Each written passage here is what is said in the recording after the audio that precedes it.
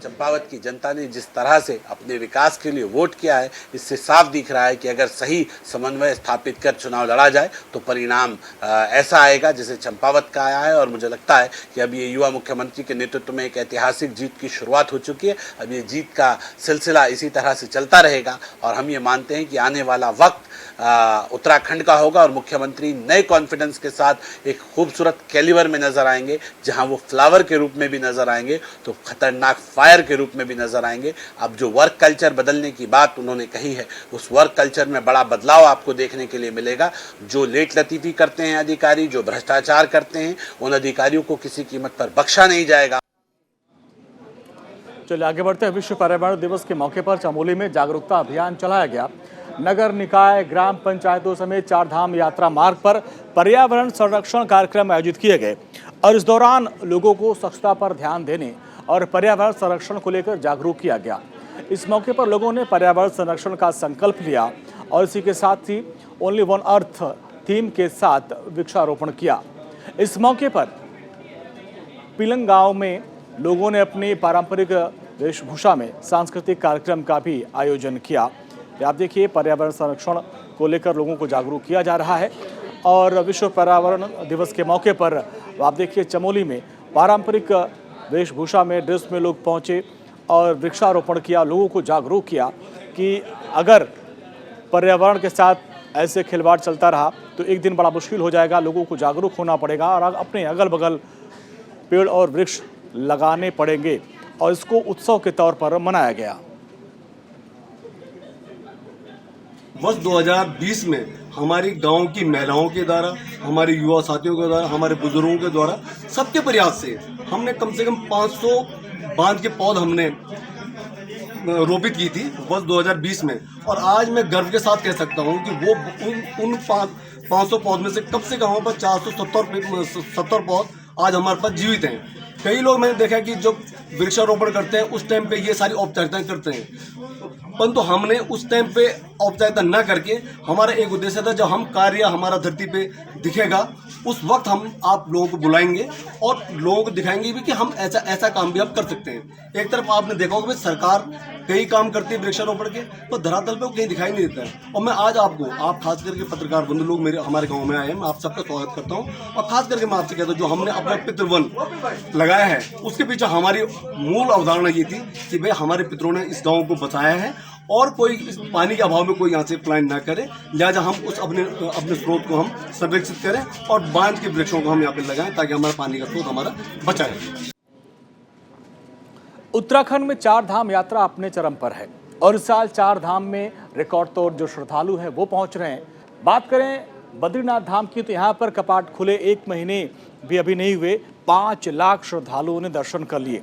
दरअसल बद्रीनाथ धाम के कपाट 8 मई को आम श्रद्धालुओं के लिए खोले गए थे और मात्र 27 दिन में ही देश के कोने कोने से लगभग 5 लाख श्रद्धालु भगवान श्री बद्रीनाथ के दर्शन कर चुके हैं। और 2 साल के बाद, चूंकि कोरोना की वजह से यात्रा पर रोक लगी हुई थी और 2 साल के बाद जब यात्रा की शुरुआत हुई चार धाम की, तो आप देखिए श्रद्धालुओं का उत्साह और भारी भीड़, और इतनी उम्मीद तो सरकार ने भी नहीं की थी। और इस बार जो चार धाम यात्रा, आप देखिए अकेले सिर्फ बद्रीनाथ की हम बात करें तो बद्रीनाथ धाम में 5 लाख से अधिक श्रद्धालु दर्शन के लिए पहुंचे। ऐसे चारों धाम की बात कर लें तो लाखों की संख्या में श्रद्धालुओं ने दर्शन किया। रजिस्ट्रेशन की प्रक्रिया सुचारू रूप से बनाने की पूरी तैयारी की गई है। हालांकि कुछ जो है खबरें ऐसी भी आई कि ऊपर कुछ श्रद्धालुओं की मौत हुई थी, लेकिन इसके बावजूद लोगों का उत्साह है कि कम नहीं हो रहा है और भारी संख्या में लोग पहुंच रहे हैं। भगवान बद्री विशाल के 8 मई को कपाट खुल गए थे। 8 मई से लेकर कल तक लगभग 5 लाख से ज़्यादा यात्री यहाँ पर पधार चुके हैं। अब भगवान का पुण्य दर्शन लाभ चल के सुरक्षित अपने गंतव्य को प्राप्त जा चुके हैं और लगभग 15-16 हज़ार से ज़्यादा प्रतिदिन यहाँ पर यात्री पहुँच रहे। सबको दर्शन सुगमता से की जा रही। शासन प्रशासन समिति का अच्छी व्यवस्था दर्शन हेतु। उधर नकली दवा बनाने वाले गिरोह पर एसटीएफ ने बड़ी कार्रवाई की है। भगवानपुर, लक्सर, सहारनपुर में फार्मा कंपनियों पर छापेमारी की गई। आरोप है कि यहां से नकली दवाइयां पूरे देश में भेजी जा रही हैं। एसटीएफ की टीम ने मौके से नामी कंपनियों के रैपर बरामद किए और खुलासा ये हुआ है कि नकली दवाई भेजने के लिए कोरियर सर्विस का ये लोग इस्तेमाल करते थे। और इस रैकेट से जुड़े करीब 5 से 7 लोगों की गिरफ्तारी हो चुकी है और बाकी की इनकी निशानदेही पर बाकी लोगों की तलाश की जा रही है। बड़ा रैकेट था, बड़ा नेक्सस था, जिसका यूपी और उत्तराखंड में जाल बिछे हुए थे और ये लोग नकली दवाइयों को नामी गिरामी कंपनियों के रैपर में लपेटकर उसको मार्केट में बेचा करते थे और ये दवाइयाँ लोगों की सेहत के साथ खिलवाड़ करती थी और इस रैकेट का भंडाफोड़ किया गया।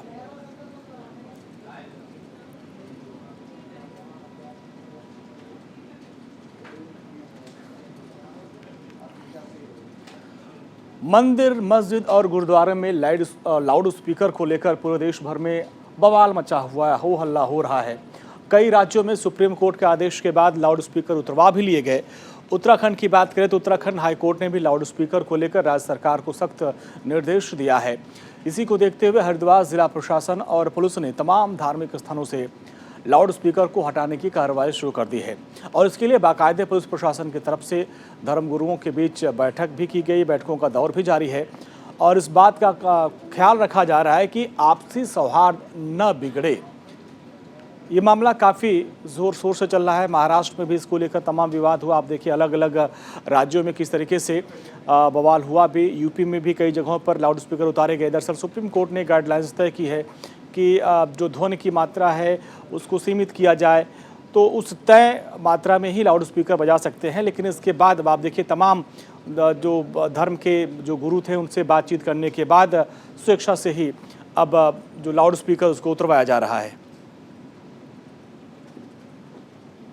माननीय उच्च न्यायालय का इसमें एक निर्देश आया है कि जिसमें जो भी सार्वजनिक प्रतिष्ठान या कोई धार्मिक स्थल हैं उनसे जो भी प्रसारण होता है उसकी एक ध्वनि की सीमा एक लिमिट उसमें लगाई गई है, जो कि शांत क्षेत्र, औद्योगिक क्षेत्र, रिहायशी इलाके और कमर्शियल इलाके, जिसको बोलते हैं silence zone, commercial zone, residential zone and industrial zone, इसके लिए अलग अलग सीमा निर्धारित की गई है। इस सीमा का पालन कराने के लिए और लाउड स्पीकर के अनुचित प्रयोग को रोकने के लिए पुलिस लगातार कार्रवाई कर रही है। ये एक अभियान नहीं है, ये एक सतत प्रक्रिया है। ये ऐसा नहीं है कि कोई एक हफ्ते के लिए चल रहा है उसके बाद ये बंद हो जाएगा, क्योंकि एक निर्देश जो है वो एक कंटिन्यूएशन में है वो, तो ये तो लगातार चलता रहेगा। और जो भी इसका शुरू में हम लोगों को समझाने का प्रयास कर रहे हैं उनको, क्योंकि कई लोगों को जानकारी नहीं होती, कई लोगों को डेसिबल क्या होता है इस सब के बारे में कोई बहुत ज़्यादा चीज़ें पता नहीं होती हैं, तो अभी हम अवेयरनेस के साथ साथ इसको इन्फोर्स करा रहे हैं और धीरे उत्तराखंड में यूनिफॉर्म सिविल कोड को लेकर राज्य सरकार भले ही ड्राफ्टिंग कमेटी का गठन कर चुकी हो, लेकिन विपक्ष के आरोप अभी भी जारी है। इन आरोपों पर पलटवार करते हुए बीजेपी के राष्ट्रीय महामंत्री महिला मोर्चा दीप्ति रावत ने कहा कि कांग्रेस की ऐसी बयानबाजी से ही जनता का पार्टी पर से विश्वास उठ गया है। उन्होंने कांग्रेस पर तंज कसते हुए कहा कि विपक्ष आज हाशिए पर चला गया है और ऐसी बयानबाजी से कांग्रेस बैकफुट पे है। देखिए, भारतीय जनता पार्टी जो सोचती है वो करती भी है। ऐसा हमने करके दिखाया है, ऐसा सिर्फ हम कहते नहीं हैं। विपक्ष का काम है सिर्फ आरोप प्रत्यारोप करना। वहाँ पर अपनी ज़मानत तो बचा नहीं पाए चंपावत में, उसके बाद इस तरीके की बातें करना। और इन्होंने इतने साल से, आज हम अमृत महोत्सव 75वां वर्ष हम आज़ादी का मना रहे हैं, और इस वक्त भी अगर इतने साल में भी लोगों को कांग्रेस पर विश्वास नहीं है, उनको लगता है कि जो ये कहते हैं वो ये नहीं करते हैं बिल्कुल, तो आप सोचिए कि उनकी क्या स्थिति है। आज भारतीय जनता पार्टी के ऊपर, हमारे नेताओं के ऊपर, हमारे प्रधानमंत्री जी के ऊपर, हमारे मुख्यमंत्रियों के ऊपर लोगों का विश्वास है, पार्टी के ऊपर विश्वास है कि जो ये कहते हैं वो करते हैं। तो अगर इसके ऊपर कोई निर्णय यहाँ लिया गया है, कमेटी गठित हुई है, तो वो एक परिणाम तक भी जाएगी। उधर रुड़की में पत्रकार पर हुए जानलेवा हमले के मामले में पुलिस ने मुकदमा दर्ज कर लिया है और उस मामले में पार्षद के पति समेत 7 लोगों पर नामजद मुकदमा दर्ज किया गया है और तकरीबन 10 अज्ञात लोगों के खिलाफ भी मामला दर्ज किया गया है। पुलिस केस दर्ज करने के बाद आरोपियों की धरपकड़ में जुटी हुई है। आरोप है कि रुड़की प्रेस क्लब के महामंत्री प्रिंस शर्मा पर पार्षद पति कुलदीप तोमर ने हमला कराया और इस बाबत एसपी रेखा यादव ने बताया कि सभी आरोपियों के खिलाफ तहरीर के आधार पर केस दर्ज कर लिया गया है और बहुत जल्द इन लोगों को गिरफ्तार कर लिया जाएगा। पत्रकार के ऊपर हमला हुआ है जिसको लेकर तमाम हो हंगामा हुआ भी था और अब इस पूरे मामले में आप देखिए कि किस तरीके से ये पत्रकार जिनके ऊपर प्रिंस, इनके ऊपर हमला किया गया और अब उसमें पार्षद पति के ऊपर नामजद FIR दर्ज करा लिया गया है।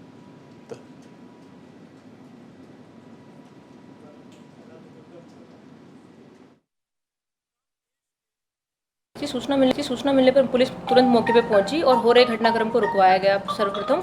और एक पक्ष को काफ़ी चोटें आई हैं, दूसरे पक्ष ने उनके ऊपर हमला किया जिससे उनको चोटें आई। उनके द्वारा तहरीर दी गई, तहरीर के आधार पर सुसंगत धाराओं में मुकदमा पंजीकृत किया गया और अग्रिम कार्रवाई प्रचलित है। देखो, बिल्कुल लोकतंत्र का चौथा हिस्सा है पत्रकारिता, हमारे मीडिया, जिसको हम बोलते भी हैं।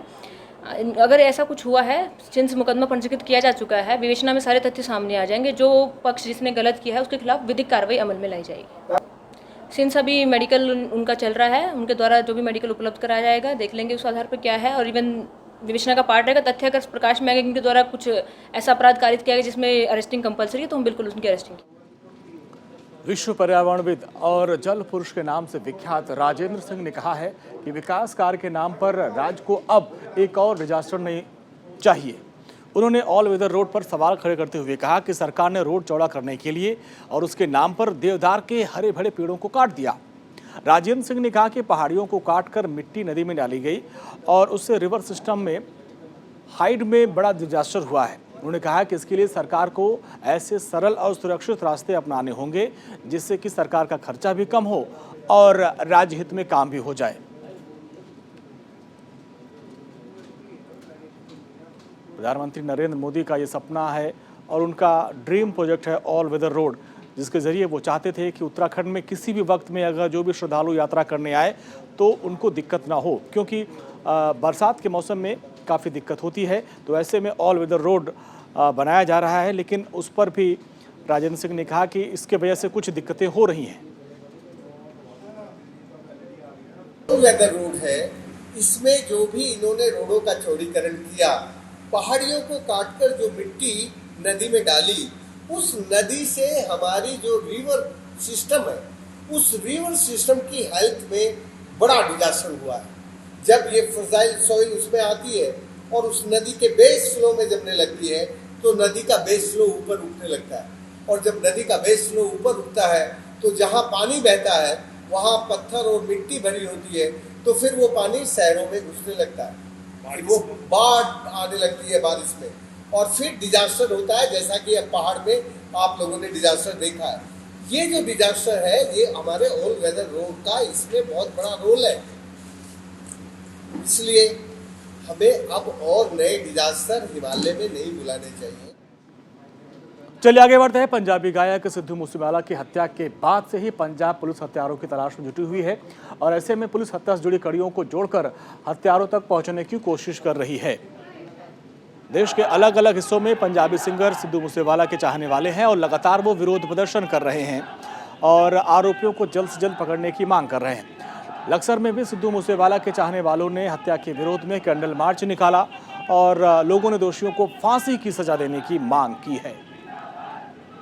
जिस तरीके से सिद्धू मूसेवाला की दिन दहाड़े हत्या की गई थी, उनके फैंस दुनिया भर में हैं और ऐसे में हरिद्वार, लक्सर, इन जगहों पर भी विरोध प्रदर्शन किया जा रहा है, कैंडल मार्च निकाला गया और साथ ही जो भी इस मामले में आरोपी हैं फांसी की सजा की मांग की गई है।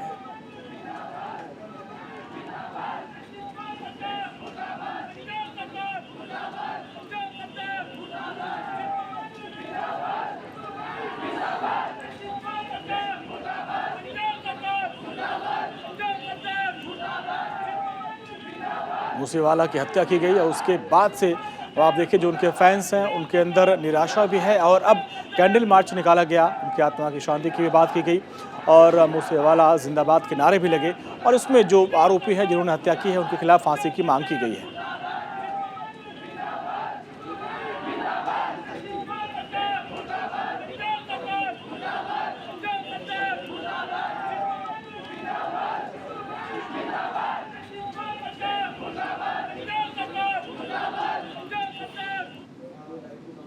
उधर काठापीर पर 13 जून को सालाना उर्स का आयोजन होना है और इसकी टेंडर की प्रक्रिया पूरी हो चुकी है। सबसे ज़्यादा बोली लगाने वाले को झूला, सर्कस, सफाई, टेंट, पेंट, पुताई, लंगर का टेंडर दिया गया है और पिछले 2 साल से कोरोना के चलते यहाँ पर उर्स पर रोक लगी हुई थी। लक्सर में हज़रत शाह मोहम्मद शाह काठापीर की सैकड़ों साल पुरानी मज़ार है और यहाँ पर हर साल उर्स आयोजित किया जाता है। एडीएम ने बताया है, एसडीएम ने बताया है कि आयोजन के लिए अलग अलग ठेके छोड़े गए थे और टेंडर की प्रक्रिया पूरी हो चुकी है और इस पूरे मामले में तैयारियां जोर शोर से। तो सैकड़ों साल पुरानी ये मज़ार है जहाँ पर हर साल उर्स का मेला लगता है और उसको लेकर टेंडर की प्रक्रिया शुरू हो चुकी है और टेंट, लंगर और बाकी जो व्यवस्थाएं हैं उसको करने के लिए टेंडर की प्रक्रिया शुरू हो चुकी है। और इस बार 2 साल के बाद उर्स पर कार्यक्रम होगा, क्योंकि कोरोना की वजह से इस कार्यक्रम पर रोक लग गई थी और अब एक बार फिर से धूमधाम से इसकी तैयारी की जा रही है।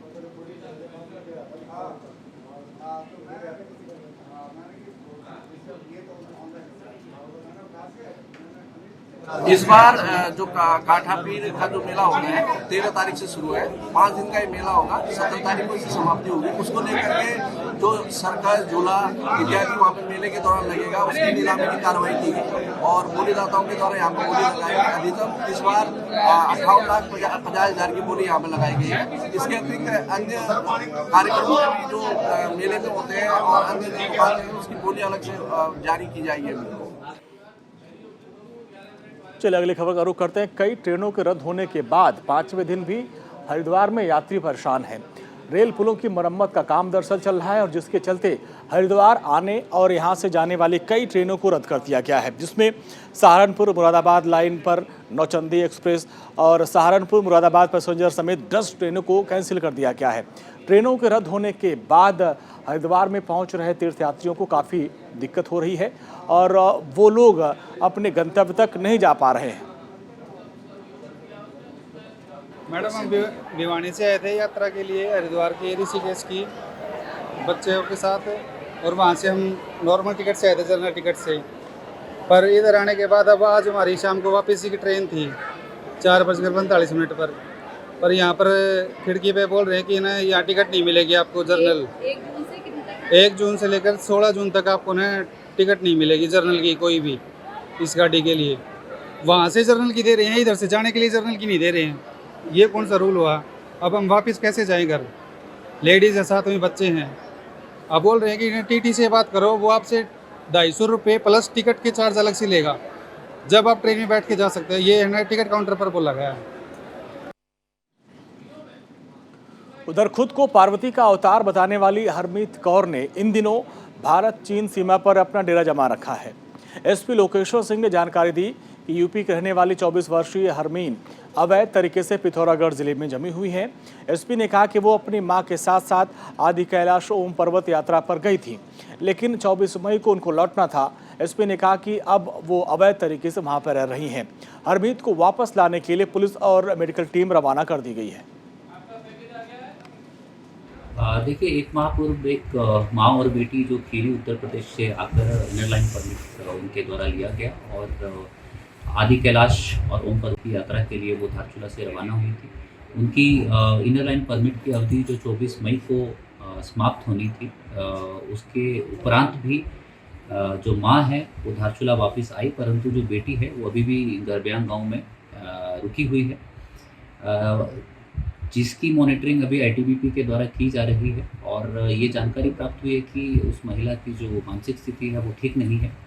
पुलिस और प्रशासन के द्वारा 3 दिन पहले उस महिला को धारचूला लाने हेतु टीम भेजी गई थी, परंतु मानसिक स्थिति और जो स्वास्थ्य है उसको देखते हुए उसको लाना संभव नहीं हो पाया।